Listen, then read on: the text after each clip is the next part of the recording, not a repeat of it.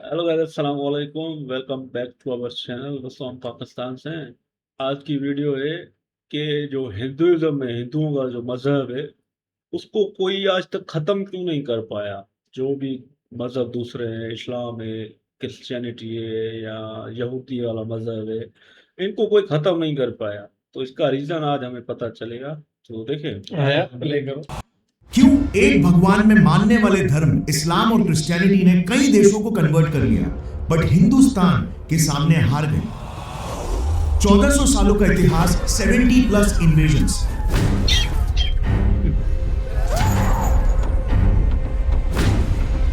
ऐसी क्या बात थी हिंदू धर्म में कि आज भी 80% हिंदूज बने रहे।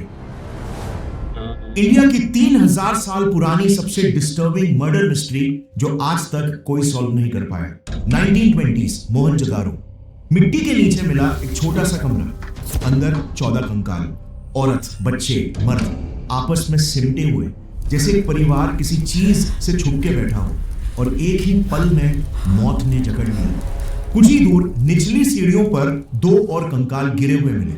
बॉडी पोस्चर जैसे बची खुची आखिरी ताकत से जान बचाकर भागने की कोशिश कर रहे थे। 9 सालों की खुदाई, 37 कंकाल, और हर एक का एक ही अनसॉल्व सवाल, ये लोग आखिर किस चीज से भाग रहे थे। क्या वो घटना इतनी विशाल थी कि एक पूरे सभ्यता को एक ही रात में खत्म कर सकती थी? मगर जरा रुको, ये सिर्फ एक क्राइम सीन नहीं है, ये आपकी और मेरी कहानी का पहला पन्ना भी है। क्योंकि आज आप जो भी भगवान को पूछते हो, जो पहचान कैरी करते हो, उसकी शुरुआत इन्हीं कमरों के अंदर हुई थी। दुनिया के सिर्फ 5% जमीन, मगर 80% इंसानों की आस्था बस 2 जगह से निकली। एक मिडिल ईस्ट, दूसरा इंडिया। मगर इन दोनों जमीनों ने ऐसे रिलीजियंस बनाए जो एक दूसरे के बिल्कुल ऑपोजिट थे। मिडिल ईस्ट के रिलीजियंस कहते हैं एक भगवान, एक किताब, एक सच। मगर इंडिया कहता है हर चीज में भगवान, पेड़ में भगवान, नदी, हवा, अनंत भगवान, अनंत सच्चाइयां।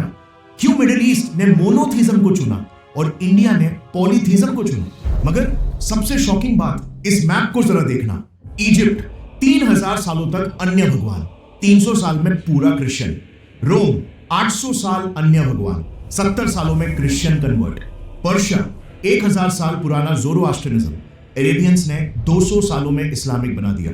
मिडिल ईस्ट का स्ट्रॉन्गेस्ट और कट्टर एक भगवान वाला कॉन्सेप्ट हिंदुइज्म के कमजोर और लिबरल मेनी गॉड्स वाले कॉन्सेप्ट को खा क्यों नहीं गया? 2500 साल, 70 प्लस इन्वेजन्स, अनंत केओस, कुछ भी यूनिफाइड नहीं, और फिर भी हिंदुइज्म आज दुनिया का इकलौता सबसे बड़ा सर्वाइविंग पॉलीथीस्टिक रिलीजन है, एक स्ट्रक्चरल और मैथमेटिकल आउटलायर। इसका जवाब धार्मिक आस्था में नहीं है, माइथोलॉजीज में भी नहीं है। इसका जवाब है एक ऐसे सिद्धांत में, एक ऐसे लॉ में जो पूरे ब्रह्मांड को चलाता है, भगवानों को तक। ज्योग्राफी कोड लिखती है, रिलीजियन अपडेट होता है, और ये लॉ रियलिटी को जोड़े रखता है। मगर उससे पहले चलो 3000 साल पुराने एक मर्डर केस को सॉल्व करते हैं। 3000 साल पहले 3 मेजर सिविलाइजेशंस हुआ करते थे, इजिप्ट, मेसोपोटामिया और इंडस वैली सिविलाइजेशन। इस कहानी की शुरुआत होती है इजिप्ट एक ब्लेस्ड स्टेट से। 1350 बीसी इजिप्ट, एक राजा ने मर्डर किया, किसी इंसान का नहीं, एक भगवान का।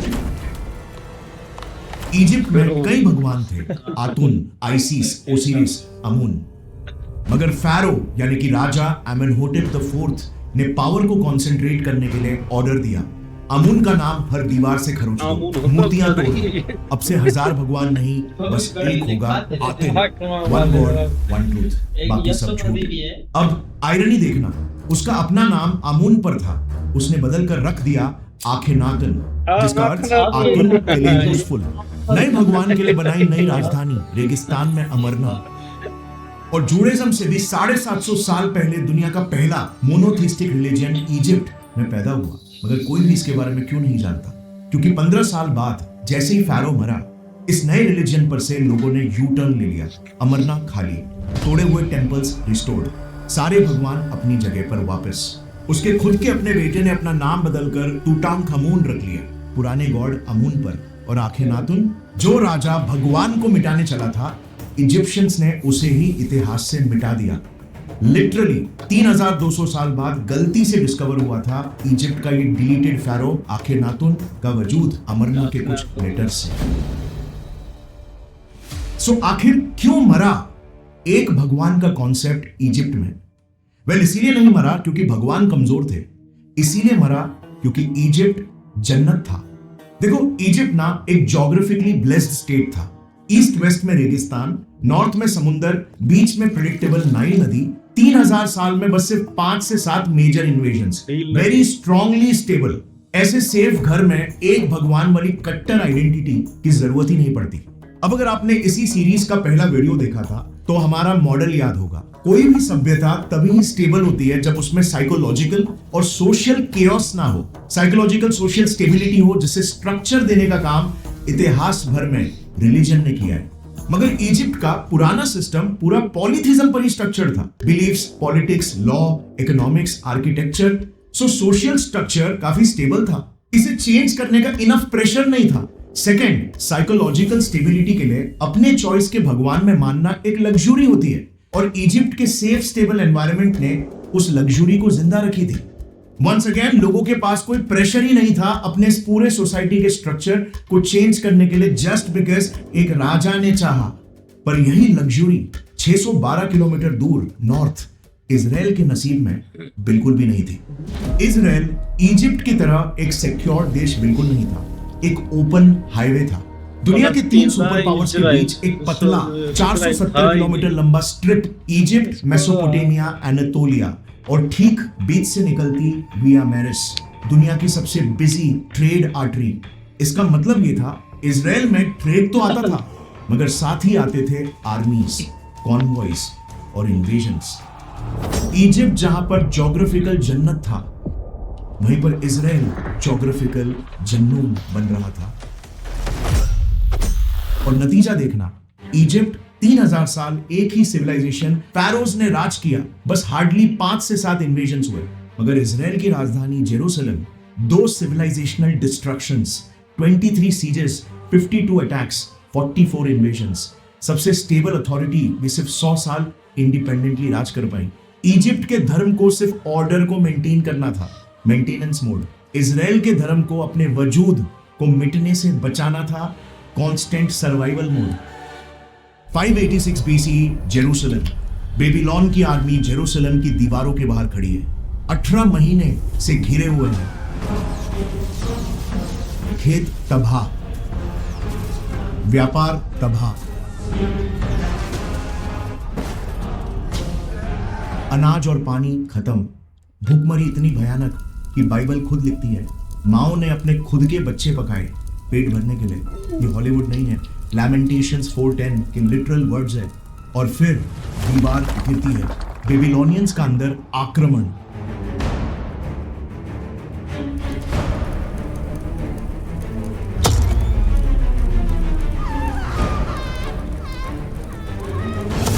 राजा जेडेकिया को धर दबोचा, उसके बच्चों को उसके आंखों के सामने मारा और फिर उसकी आंखें निकाल दी ताकि आखिरी चीज जो वो देखे वही रहे। अंधा करके घसीटते हुए बेबीलोन ले गए, और फिर कुछ ही दिनों में 10,000 पावरफुल लोग, रॉयल्स, प्रीस्ट, स्क्राइब्स, सब डिपोर्टेड। अब ज्यूइश मान्यताओं के हिसाब से ज्यूस भगवान के चोजन लोग थे, मगर एक ही रात में बेबीलोनियंस ने ज्यूइश आइडेंटिटी के तीनों पिलर्स को डिस्ट्रॉय कर दिया। राजा अंधा, कैद में, मंदिर राख में, जमीन बंजर और खाली। जेल की सलाखों के पीछे लोगों और प्रीस्ट के जहनों में एक डेंजरस सवाल पैदा होने लगा। अगर याहवे हमारा भगवान, हमारा राजा, मंदिर और जमीन कोई हमें नहीं बचा सका, तो क्या ये याहवे की हार है? क्या बेबीलोनियन देवताएं याहवे से ज्यादा पावरफुल है? क्या बेबीलोनियन बनना ज्यादा सेफ है? अगर यहूदियों ने एक पल के लिए भी इसका जवाब हाँ मान लिया होता, तो ज्यूइश आइडेंटिटी हमेशा के लिए खत्म हो जाती। उनका भगवान, उनकी कहानी, उनका नाम सब बेबीलोन के अंदर डिसॉल्व हो जाता। मौत सिर्फ शरीर को खत्म करती है, लेकिन पहचान का कत्ल वो इंसानी वजूद की मेमोरी को ही इतिहास से डिलीट कर देता है। और इसीलिए बंदिश के इस ट्रॉमा और एक्सट्रीम साइकोलॉजिकल केओस के जोन में एक नया धार्मिक इंटरप्रिटेशन बॉर्न हुआ। याहवे हारा नहीं है, याहवे हमसे गुस्सा है। बेबीलोन एक अटैक नहीं था, याहवे की चेतावनी थी। हमने याहवे की वफादारी को छोड़कर दूसरे भगवानों को फॉलो किया, इसीलिए हमें सजा मिली है। Book of lamentations. ये नैरेटिव तेजी से फैलने लगा और हुआ एक aggressive upgrade. Book of Isaiah का जाप और जोर से होना चाहिए। I am the Lord and there is no other. और यहीं से मोनोथिज्म के पहले सक्सेसफुल म्यूटेशन की शुरुआत होती है, so that an identity can survive under intense geographical and existential pressure. मगर एक पावरफुल रिलीजियन सिर्फ आइडियोलॉजी नहीं होती, फास्ट, रिपीटेबल और high bandwidth narrative transfer system होता है। और यहीं पर ज्यूडिज्म का मास्टर स्ट्रोक आया। रिलीजन को अब जमीन से ही आजाद कर दो। भगवान अब मंदिर में नहीं रहेगा, भगवान अब हर जगह पर कोड हो जाएगा। कानून में, शरीर में, खाने में, समय में, किताब में और वफादारी के सबूत में। सबात, लॉ में लॉयल्टी, फूड लॉस, लाइफस्टाइल में लॉयल्टी, सर्कमसिजन, शरीर पर लॉयल्टी का permanent proof. Jewish text, religion के मेमोरी का पोर्टेबल हार्ड ड्राइव। किंग चला जाए, आइडेंटिटी बचेगी। टेंपल टूट जाए, आइडेंटिटी बचेगी। जमीन छीन ली जाए, आइडेंटिटी बचेगी। और नतीजा, प्रेशर में म्यूटेट हुआ एक सील्ड सर्वाइवल कैप्सूल जो किसी भी प्रकार के आइडेंटिटी डिस्ट्रक्शन प्रेशर को झेल सकता था। एक भगवान, एक कानून, एक लोग, हजारों सालों तक कैद भुगता। ग्रीक्स ने राज किया, रोमन्स ने बर्बाद किया, हॉलोकॉस्ट ने मिटाने की कोशिश की। आज दुनिया भर के 7 कॉन्टिनेंट्स में ज्यूस फैले हुए हैं, मगर फिर भी आइडेंटिटी इंटैक्ट, मेमोरी इंटैक्ट। ये तो यहूदियों का एजेंट लगता है। जूडिज्म सर्वाइवल इंजीनियरिंग आइडियोलॉजी का एक मार्वल था, मगर इसकी एक बड़ी लिमिट थी। यह आइडियोलॉजी सरवाइव करने के लिए बनी थी, तेजी से फैलने के लिए नहीं। Jews do not seek to convert people to Judaism. और इसीलिए आप देखोगे ज्यूस आज भी दुनिया की सिर्फ 0.2% आबादी है, जबकि mother of Christianity and Islam. दुनिया को हिला के रखी सो है। कैसे इन्हीं के आइडियोलॉजिकल बेस पर बने दुनिया के 2 सबसे बड़े रिलीजन्स को आज दुनिया भर की 54% आबादी फॉलो करती है, मगर जूडिज्म को सिर्फ 0.2%, क्योंकि ज्यूइश मॉडल में बस एक चीज की कमी थी जो ये दोनों रिलीजन्स जल्द ही पूरा करने वाले थे। 1380 BCE सीरिया, सबात से भी 800 साल पहले 2 राज्य मिटानी और हिटाइट के राजा एक दूसरे पर भरोसा नहीं करते थे और उनके बीच में एक समझौता होता है और उसके गवाह पता है कौन बनते हैं? भगवान इंद्र, वरुण, मित्र और नासत्य। आर्कियोलॉजिस्ट को एक क्ले टैबलेट पर यही नाम लिखे मिले हैं जो हिंदू ऋग्वेद के भगवान हैं, मगर आज से 3200 साल पहले वो भी कहां मिले? सीरिया की जमीन में, तब जब हिंदुइज्म फॉर्मली एग्जिस्ट ही नहीं करता था। आखिर कैसे? क्या हिंदू भगवानों के अंशों का जन्म वेस्ट से हुआ था? और क्यों वेस्ट में भगवान कंप्रेस होते गए हजारों से एक, लेकिन इंडिया में मल्टीप्लाई होते गए लाखों, करोड़ों और फिर अनंत? इसका जवाब इंडस वैली सिविलाइजेशन के अंशों में दफन है। लेकिन पता है, ज्योग्राफी ने सिर्फ सिविलाइजेशन और उनके गॉड्स को ही शेप नहीं किया, हजारों सालों तक वेल्थ की बाउंड्रीज को भी डिसाइड किया, मगर आज वो बाउंड्री टूट चुकी है।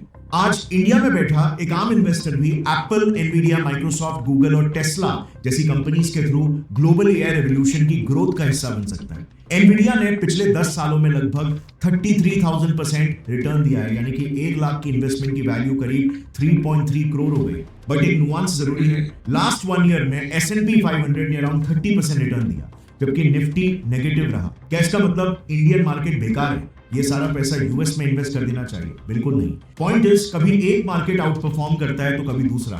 इसीलिए ग्लोबल डाइवर्सिफिकेशन इंपॉर्टेंट है, जिसके लिए I&D money can be a game changer for you. I&D money पर आप नेक्स्ट एक ऐसी सभ्यता जो इतनी विशाल कि इजिप्ट और मेसोपोटामिया दोनों कंबाइंड से भी बड़ी, 1000 शहर, 50 लाख लोग, सिटीज की तरह सब कुछ standardised, same weight, same seals, same grid plan cities, same drainage systems, same measuring systems. आज आप जिस बिल्डिंग में बैठे हो उसकी ईंट का रेशियो और मोहनजोदारो की ईंट का रेशियो बिल्कुल सेम है, 4:2:1। मॉडर्न इंजीनियरिंग के हिसाब से ये रेशियो बॉन्डिंग के लिए ऑप्टिमल है, मगर ये रेशियो बिना फोन, बिना इंटरनेट, बिना एक भी लिखे हुए मैनुअल के 600 किलोमीटर दूर हर एक शहर तक कैसे पहुंचा? 4500 साल पहले हर घर में toilet, covered drains, city wide sewage systems, हर घर एक आर्टीरियल ड्रेन से जुड़ा हुआ, जो चीज डेवलप्ड वेस्टर्न देश जैसे यूके को 19th सेंचुरी तक नसीब नहीं हुई थी, मगर 5000 साल पहले इंडस वैली सिविलाइजेशन ने इसे इन्वेंट कर लिया था। Dental drilling technology, flood proof cities, long distance trade network जैसे लोथाल, एक ship dockyard system, debated but huge. मगर दो सबसे बड़ी मिस्ट्री आज तक।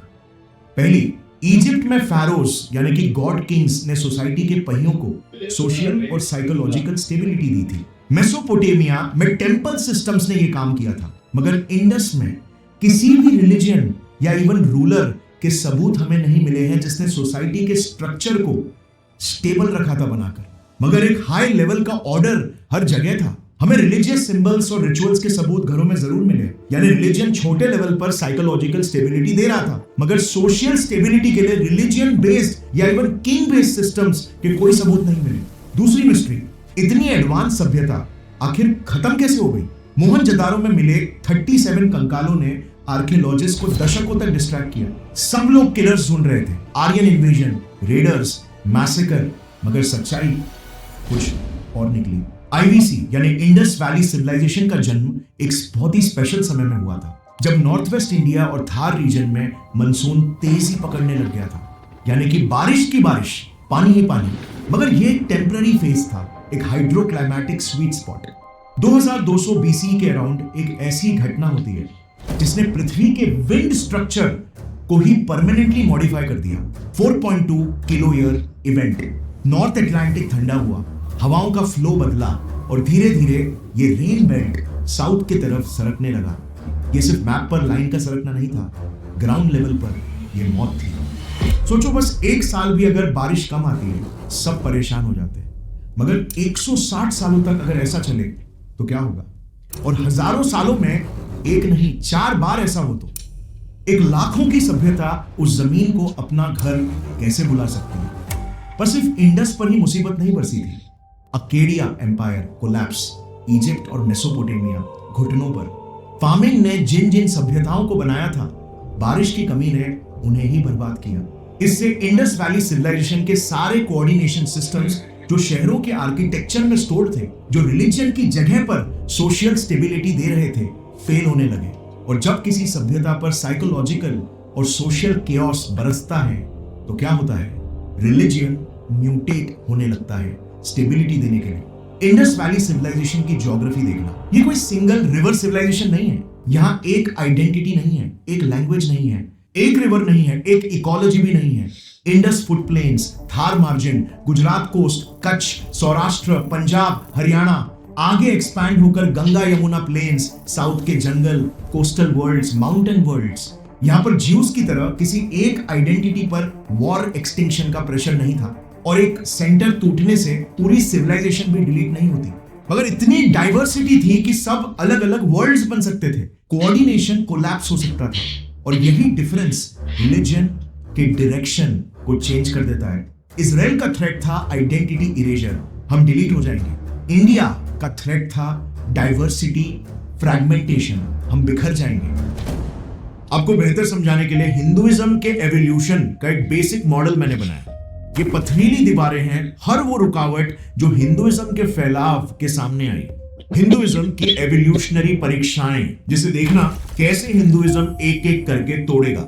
हर मोड़ पर हिंदुइज्म विकसित होगा और अंत में जाकर आपको जवाब मिल जाएगा कि आज तक हिंदुइज्म और हिंदूज जिंदा कैसे हैं। शुरू करते हैं सबसे पहले और सबसे रूट लेवल के प्रॉब्लम के साथ, ज्योग्राफिकल डाइवर्सिटी फ्रैगमेंटेशन। 2500 बीसीई के राखी घड़ी में मिले जेनेटिक एविडेंसेस के हिसाब से इंडस वैली सिविलाइजेशन के लोग जेनेटिक लेवल पर एक मिक्स्ड पॉपुलेशन थे। Ancient Iranian related ancestry plus south Asian Hunter gatherer related ancestry का एक ब्लेंड। लेकिन जीन्स रिलीजन को प्रूव नहीं करते। इंडस का अपना लोकल सिंबॉलिक वर्ल्ड ऑलरेडी जिंदा था। Water rituals, animals, trees, fertility symbols, seals, fire structures. मगर फिर इंडस कोलैप्स हो गया। अब जरा सीन समझो। एक तरफ इंडस वैली सिविलाइजेशन के बिखरे हुए लोग थे, सिटीज टूट चुकी, कोऑर्डिनेशन खत्म, मगर उनके पास कुछ बचा था, अपनी लोकल सीक्रेट दुनिया, पानी के रिचुअल्स, पेड़, जानवर, फर्टिलिटी सिंबल्स, माँ जैसे देवीज, हर गांव का अपना सीक्रेट कोड। और फिर कुछ सालों बाद central Asia linked Indo Aryans का मास माइग्रेशन होना शुरू हुआ। उनके पास सिटीज जैसा फिक्स्ड ऑर्डर नहीं था, मगर कुछ और था, portable order, fire rituals, mantras, priests. एक चीज नोटिस करना, आईवीसी स्टेबल था क्योंकि उसका ऑर्डर शहरों में स्टोर था, ईंटों में, ड्रेनेज सिस्टम्स में, सीन्स में, स्टैंडर्ड प्रोटोकॉल्स में। शहर गिरा तो ऑर्डर भी गिरा, नतीजा केओस आने लगा। मगर वैदिक ऑर्डर दिमाग में स्टोर था, मंत्रास मेमोराइज करो, ऑर्डर आपके साथ चलता है। कोई शहर तोड़ना पॉसिबल है, मगर एक मेमोराइज मंत्रा कैसे तोड़ोगे? आईवीसी का ऑर्डर हार्डवेयर था, वैदिक अंशों का ऑर्डर सॉफ्टवेयर था, और जब हार्डवेयर टूटा, सॉफ्टवेयर ने स्टेबिलिटी दी, साइकोलॉजिकल और सोशल दोनों। दो दुनियाएं मर्ज हुई, आईवीसी की फ्रैगमेंटेड मगर सेक्रेड दुनिया और वैदिक पोर्टेबल रिचुअल सिस्टम। ना कोई सेंट्रल रिलीजन बना, ना कोई डिवाइन किंग। हर यज्ञ कहीं भी हो सकता था, हर घर अपना सेक्रेट स्पेस रख सकता था। और यहीं पर हिंदुइज्म का फाउंडिंग डीएनए लॉक हुआ, distributed but portable, no centre, by design नहीं, बाय ज्योग्राफी एंड इनहेरिटेंस। इससे टूटी हिंदुइज्म को रोकने वाली सबसे पहली दीवार। मगर अब सामना होता है अगली दीवार से, जो है सोशल डाइवर्सिटी। जैसे मौसम स्टेबल हुआ, एक नया केओस उभरने लगा। फार्मिंग वापस से एक्सपांड हुई, गंगा के मैदान में नए किंगडम्स खड़े होने लगे, कुरु, पंचाला, आबादी बढ़ी, रिसोर्सेज बढ़े। वही पुराना सोशल केओस, कंपटीशन और lack of trust and coordination create होने लगा। इजिप्ट ने इस प्रॉब्लम को फैरोस से सॉल्व किया था, एक डिवाइन किंग, एक कमांड सेंटर। मगर इंडिया का सिचुएशन इजिप्ट से बहुत अलग था। यहां पर एक्सट्रीम डाइवर्सिटी की वजह से अलग अलग एक्टर्स के अलग अलग नीड्स थे। प्रीस्ट वेदास के कैरियर्स थे, सो स्टेटस उनके लिए इंपॉर्टेंट था। राजा को लोगों का भरोसा चाहिए था, एलिट्स को हायरार्की चाहिए थी, गांवों को ऑर्डर चाहिए था, लोकल गॉड्स को एक्सेप्टेंस चाहिए था, और लोगों को साइकोलॉजिकल और सोशल स्टेबिलिटी चाहिए थी। सिर्फ एक ही मॉडल था उस वक्त जो परफेक्टली सभी के नीड्स को मीट कर सकता था, और इतिहास ने उसी का सिलेक्शन किया, धर्म मॉडल। हर इंसान का एक डिफाइंड काम, डिफाइंड ड्यूटी, डिफाइंड जगह, डिफाइंड रिचुअल्स, यही पर्पस बन गया हिंदुइज्म का। और जब ये समाज के आर्किटेक्चर में कोड हुआ तो ये वर्ण सिस्टम बना। सो धर्म हिंदुइज्म का फिलोसॉफिकल डायरेक्शन था और वर्ण सिस्टम सोशल कोऑर्डिनेशन आर्किटेक्चर था, जिसने हिंदुइज्म को तेजी से फैलने वाला रिलीजन बनाया। Despite being diverse, it was scalable. Brahmins बन गए हिंदुइज्म के मुंह, मंत्र और रिचुअल्स के लिए, क्षत्रियास बने छाती, सुरक्षा और बल के लिए, वैश्य बने पैर, कारोबार और व्यवसाय के लिए, और शूद्र बने हाथ, लेबर और एग्जीक्यूशन के लिए। ये सिस्टम एक साथ जीनियस भी था मगर डेंजरस भी, क्योंकि इसने सोशल ऑर्डर को भगवान से जोड़ दिया। अब धर्म मॉडल क्यों फैला इतनी तेजी से? क्योंकि धर्म किसी के अंदर नहीं रहता, धर्म हर घर में है, हर रोल में है, हर रिचुअल में डिस्ट्रीब्यूटेड है। राजा बदला, एम्पायर गिरा, इन्वेजन आए, धर्म चलता रहता है, क्योंकि धर्म को मारने के लिए कोई बॉडी है ही नहीं। और यही हिंदुइज्म के ऑपरेटिंग सिस्टम का सेकंड लेयर था, ऑर्डर विदाउट अ किंग। इससे टूटी दूसरी दीवार और हिंदुइज्म फैलते चला गया, जब तक उसका सामना हुआ तीसरी दीवार से, एग्जिस्टेंशियल एम्प्टीनेस। धर्म ने हिंदू समाज को बाहर से स्टेबल बना दिया, शहर फिर से उभरने लगे, वाराणसी, राजगीर, श्रावस्ती, वेल्थ बढ़ने लगा। मगर वेल्थ के साथ एक नया साइकोलॉजिकल केओस खड़ा होने लगा, एग्जिस्टेंशियल एम्प्टीनेस। इंसान बाहर से जितना स्टेबल होता है उतना ही वो अंदर स्टेबिलिटी खोजना शुरू कर देता है। यज्ञ करते हैं मगर फिर भी क्यों लोग मरते हैं, क्यों दुख होता है, ये सब का पर्पस क्या है, मीनिंग क्या है? रिचुअल्स आंसर्स नहीं दे पा रहे थे, लोग गहरे सवाल के जवाब मांग रहे थे। हिंदुइज्म पर प्रेशर बढ़ा इन सवालों के ऐसे जवाब खोजने के लिए जो सत्य के भी करीब हो और जो लोगों को आइडियोलॉजिकली यूनाइटेड भी रखे डिस्पाइट एक्सट्रीम फ्रैगमेंटेशन। और फिर ऋषि मुनियों ने जवाब लिखे उपनिषद के जरिए। हिंदुइज्म का अगला फिलोसॉफिकल लेयर, एक लाइन में पूरा जवाब। सारे देवता, इंद्र, अग्नि, वरुण, सब अलग अलग नहीं है, एक ही अल्टीमेट रियलिटी के रूप स्वरूप है। उस रियलिटी का नाम है ब्रह्मन, और वो ब्रह्मन सिर्फ देवता नहीं है, तुम खुद भी हो। तत्त्वमसि ऋग्वेद ने पहले लिखा था एकम सत विप्र बहुध वदंती, सच एक है, ज्ञानी उसे अनेक नामों से बुलाते हैं। अब इस मूव की जीनियस को समझो। मोनोथीज्म कहता है वन गॉड बाकी सब फॉल्स। उपनिषद्स कहते हैं वन रियलिटी, सारे गॉड्स उसी के रूप, कोई फॉल्स नहीं। हिंदुइज्म को मोनोथीज्म की डेप्थ भी मिल गई बिना पॉलीथीज्म की फ्लेक्सिबिलिटी खोए। सरफेस पर अनंत भगवान मगर डेप्थ में एक ही रियलिटी। डुअल लेयर आर्किटेक्चर दुनिया के किसी रिलीजन के पास ये नहीं था। इससे टूटी तीसरी रुकावट और हिंदुइज्म का सामना हुआ चौथी दीवार से, कंपीटिंग आइडियोलॉजीज। प्रकृति ने कई धर्मों को मिटाया, उनकी समाधि लगाई।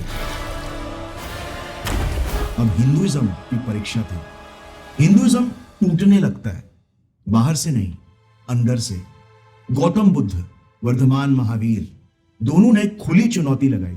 यज्ञ बेकार है, प्रीस्ट बेकार है, वर्ण अनफेयर है, वेद सिर्फ किताब है, सच्चाई नहीं। सिर्फ इनर रियलाइजेशन से ही मुक्ति मिलेगी। यह अटैक डेडली था क्योंकि बुद्धिज्म सिर्फ फिलॉसफी नहीं रही थी, वो अब इंफ्रास्ट्रक्चरली स्केल कर रहा था। अशोका जैसे एम्परर इस विचार के फाइनेंसर बन रहे थे, मोनास्ट्रीज बने, मिशनरीज निकले। मगर हिंदुइज्म ने क्या किया, ये देखने वाली बात है।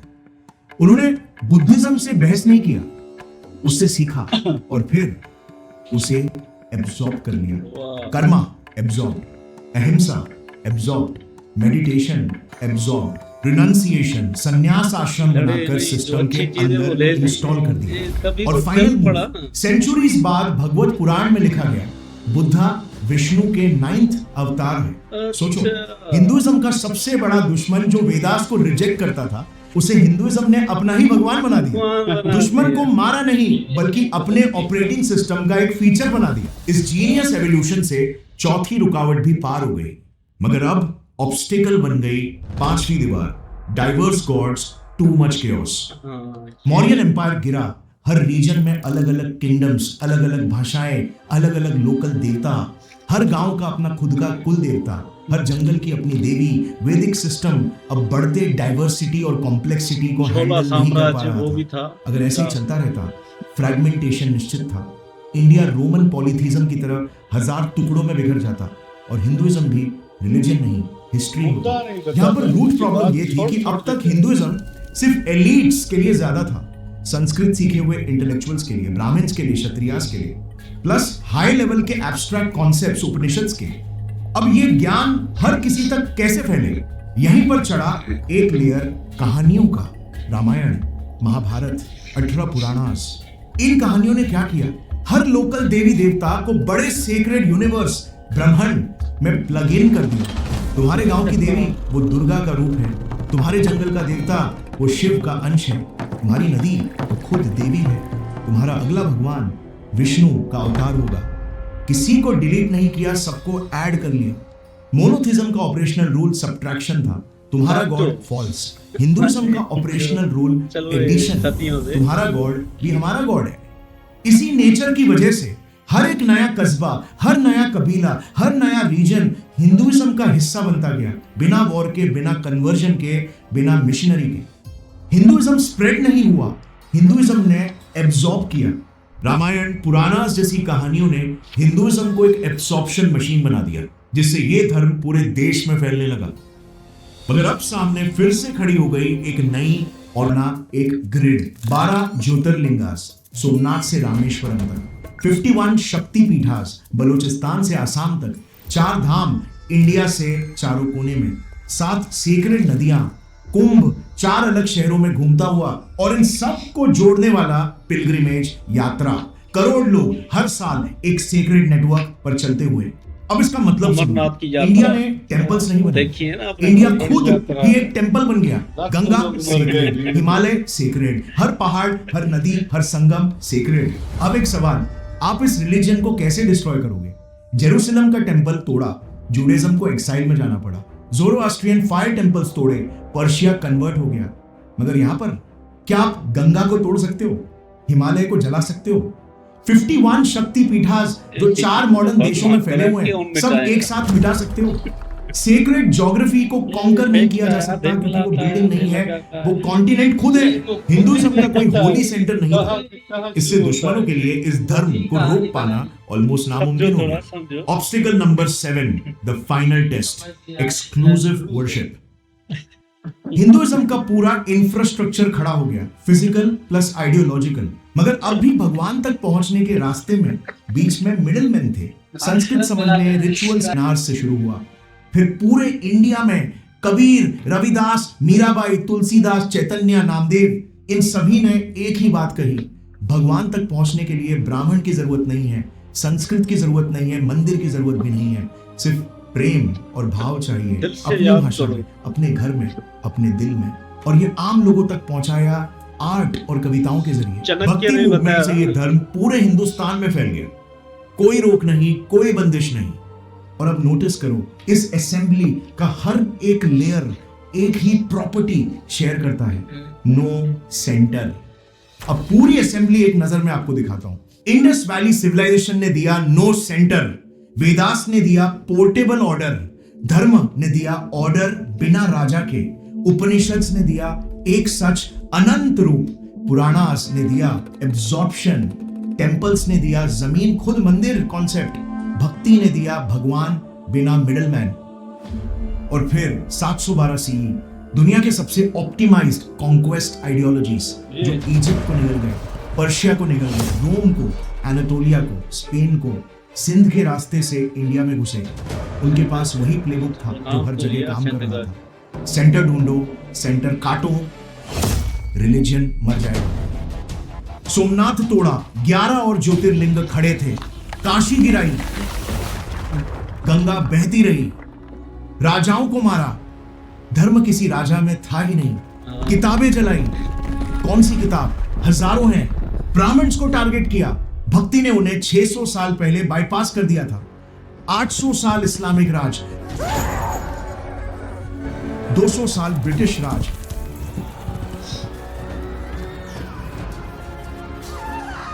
तलवार, कलम, पैसा, कोर्ट, स्कूल्स, हर हथियार एक ही दीवार से आकर टकराई, जो दीवार थी ही नहीं। वो एक ऐसी चीज से लड़ रहे थे जो हर जगह थी और कहीं नहीं थी। गौरव ठाकुर साइनिंग ऑफ। जय हिंद। ये हिंदुइज्म का पता चल गया भाई। वैसे भी पहले भी एक वीडियो देखी थी, ये भाई का कहना ये कि हर चीज का अल्टरनेट ढूंढ लिया था हिंदुओं ने, मतलब कि किसी एक चीज पे डिपेंड नहीं करेंगे, हर चीज को भगवान बना दो, अगर कोई मिटाने के लिए आए भी ना तो वो मिटा ही नहीं पाएगा। हाँ ना, फैल गया ना पूरे भारत देश को उन्होंने हिंदुइज्म में मतलब बना दिया कि भाई ये सूरज भगवान है, पेड़ भगवान है, ये जो नदी है गंगा ये भगवान है। तो कौन मिटा पाएगा? ऐसी चीजों को उन्होंने भगवान का रुतबा दे दिया, मर्तबा दे दिया जो नाम। तो अगर कोई आएगा भी तो इंसान को मिटा सकता है ना, वो इन चीजों को खत्म नहीं कर सकता ना।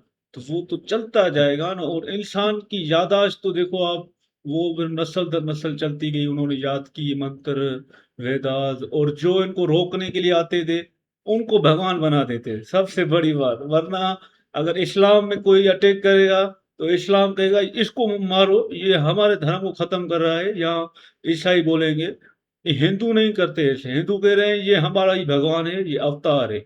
और इनके यहाँ यही फिलोसफी, अवतार आते रहते हैं, कहते हैं हमारा भगवान आता है भाई जब भी वो अधर्म बढ़ता है।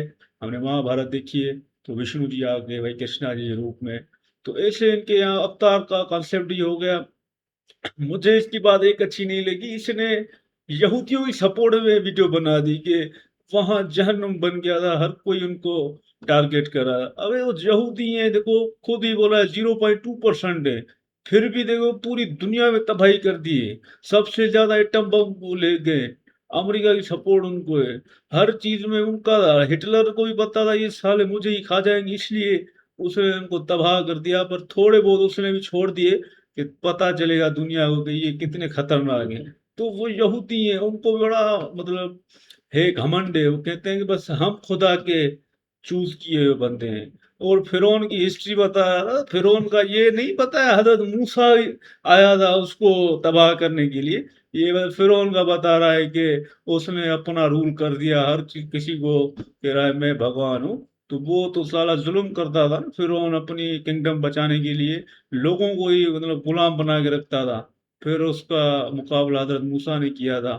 और आखनातून बताया वो जब जनाब एक था ना हुरम, वो बड़े नाम है हमने देखे हजरत यूसुफ के दौर के। तो इनके यहाँ भी था, पर वो इस्लाम फिर आया भाई। इस्लाम शुरू से ये बोल रहे हैं कि नहीं।